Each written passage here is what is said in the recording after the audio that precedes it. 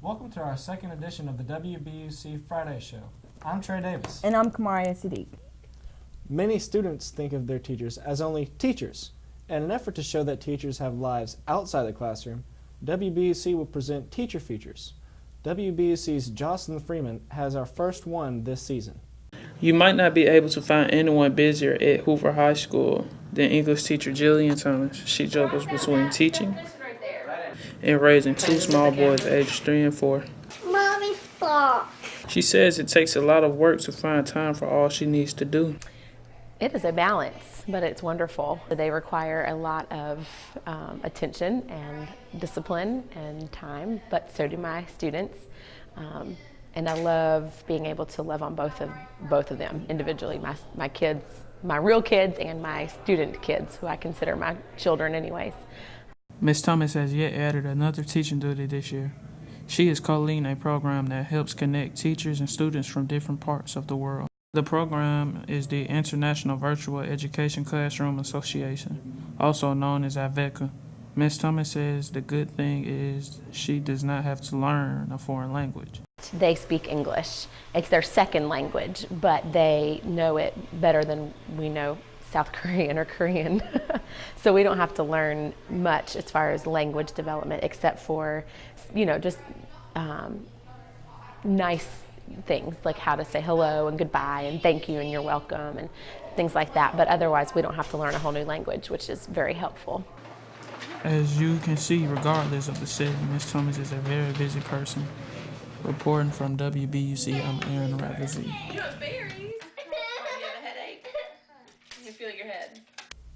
Whether it be Twitter or Facebook, Vine or Instagram, most high school students use some form of social media.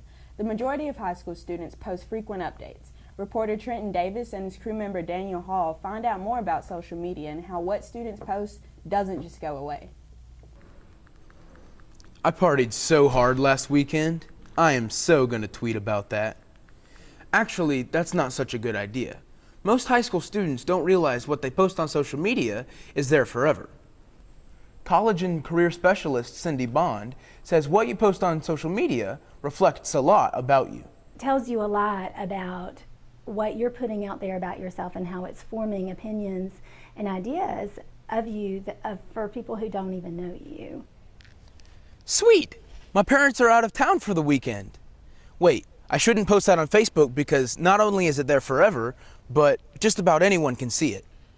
Hoover High senior Justin Barakat says if you're not careful what you post, it could be a safety hazard. And just think, would I tell this to a completely random stranger that I've never met who could possibly want to kill me?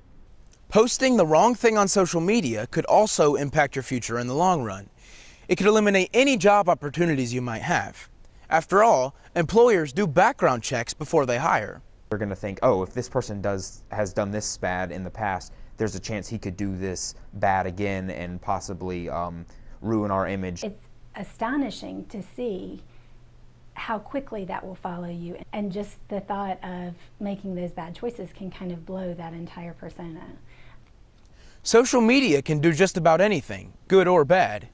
So the best advice is think before you post. Social media is not bad, it's just what you do with it that can be potentially bad. Once it's up there, it's pretty much posted up there for good. You can't take it down. There will always be someone who has a copy of it.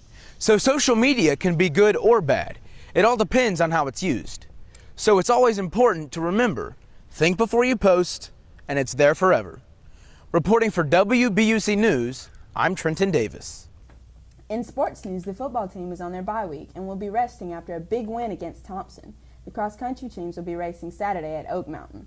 The boys team is ranked second in state behind Auburn, and the girls third behind Huntsville and Mountain Brook. The football team will be back in action next Thursday as it travels to Spain Park. With no football game next Friday, you can watch Mean Girls in the courtyard. Gate opens at 6:30 and a movie starts at 7. The admission will be $1 in the lunchroom and $2 at the gate. All proceeds go to St. Jude's. The weather this weekend is going to be partly cloudy with highs in the upper 70s and lows in the mid-60s, and a 60% chance of thunderstorms on Sunday. Well, that's our show for this week.